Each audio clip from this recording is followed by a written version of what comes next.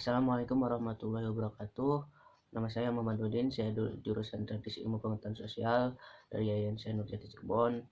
Ingin sedikit memaparkan materi tentang interaksi antar ruang dengan menggunakan metode saintifik guna untuk memenuhi tugas UAS micro teaching 1.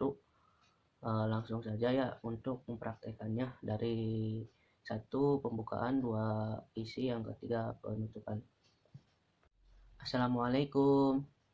Pagi anak-anak, apakah ada yang nggak hadir hari ini? Siapa aja? Ntar Bapak tulis yang nggak hadirnya. Atau sakit. Oke.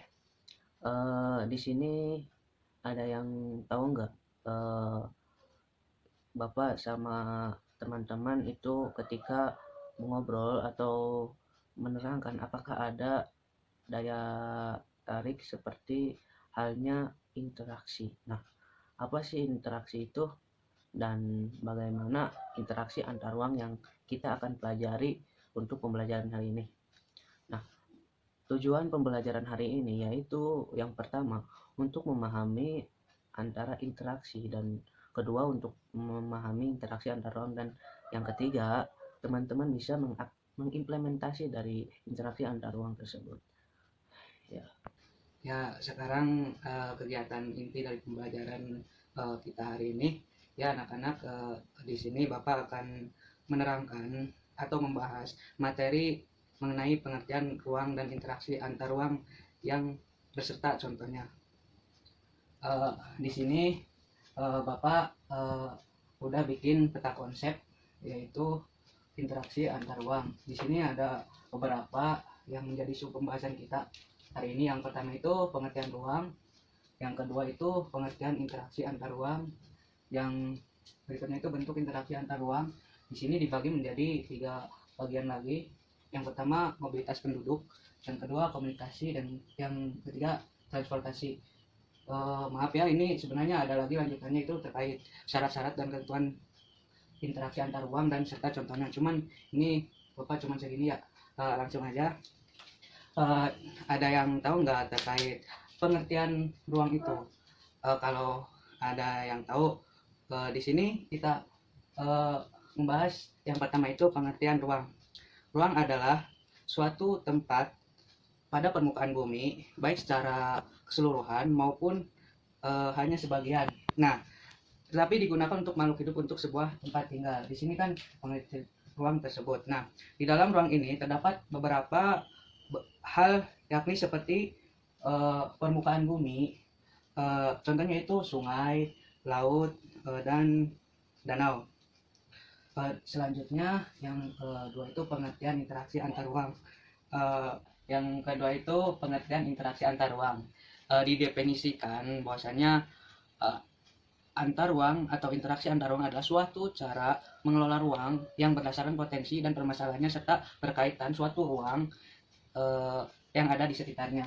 Namun pengertian interaksi antar ruang juga dapat didefinisikan, yaitu suatu pergerakan orang atau barang atau informasi dalam suatu daerah ke daerah yang lain. Atau misalnya Bapak tinggal di Majalengka, nah Bapak akan berpindah ke Cirebon. Nah, itu suatu interaksi antar ruang yang dimana ada perpindahan di dalamnya. Yang selanjutnya bentuk interaksi antar ruang.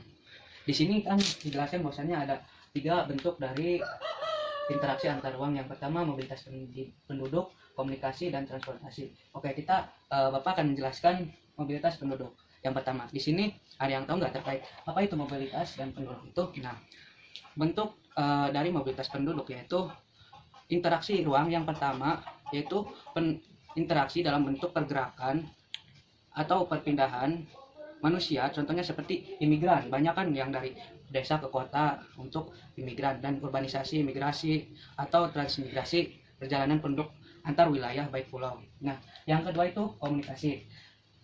Komunikasi yaitu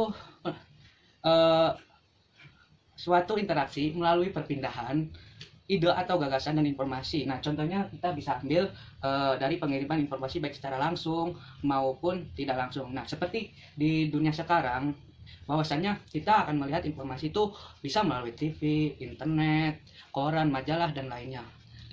Yang ketiga itu transportasi. Transportasi itu yaitu suatu interaksi melalui perpindahan barang atau energi. Nah, contohnya kita ambil dari pengangkutan barang atau perdagangan. Misalnya kan perdagangan yang di pasar antara pasar A ke pasar B itu kan mengangkut dari pasar A ke pasar B itu melalui transportasi.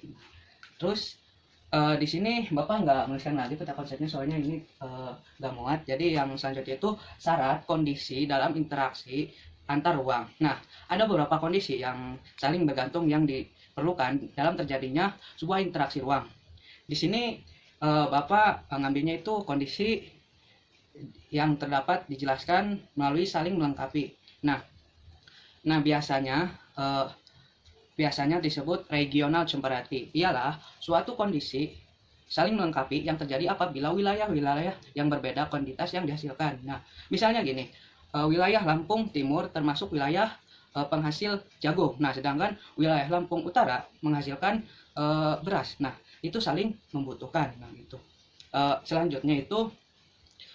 Selanjutnya itu terkait kesempatan antara inverting opportunity. Disebutnya atau dibahasnya itu apabila seseorang akan membeli suatu produk, maka ia akan memperhatikan faktor jarak dan biaya yang memperoleh produk tersebut. Nah, Bapak ambil contohnya itu pedagang beras dari Karawang biasanya membeli beras dari pasar induk Jakarta.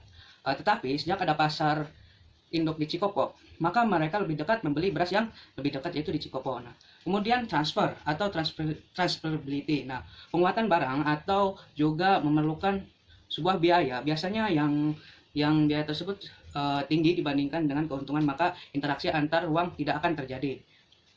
Dan selanjutnya kita ambil contoh dari apabila dari jalan desa ke kota rusak, maka mereka sulit untuk mendapatkan harga yang murah.